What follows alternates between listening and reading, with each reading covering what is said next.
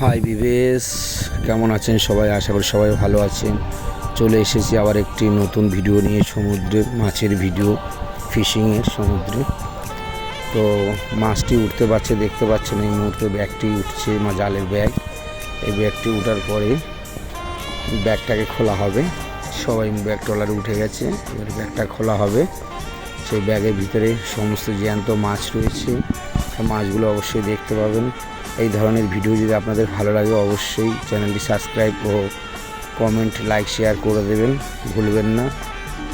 ভালো লাগলে আবার এই ধরনের নতুন ভিডিও আপনাদের কাছে নিয়ে আসার জন্যে ইচ্ছে হবে, যদি আপনারা ভালো লাগে আপনাদের। যদি ভালো না লাগে তাও কমেন্ট করে জানাবেন। এই মুহূর্তে এখনও ব্যাগ খোলা হয়নি, ব্যাগটা খোলা হচ্ছে, দুজনে মিলে ব্যাগ খুলছে। তো দেখুন, 3 ঘন্টা জালটি টেনেছিলাম, সেই 3 ঘন্টা জালটি টানার পরে মাছ খুবই কম হয়েছে। মাছগুলো দেখুন, সম্পূর্ণ জ্যান্ত মাছ। আর এই যে মাছগুলো দেখতে পাচ্ছেন দড়িতে বেজেছিল, এগুলোর নাম হয়েছে পেরকি মাছ, খেতে নারকেলের মতন।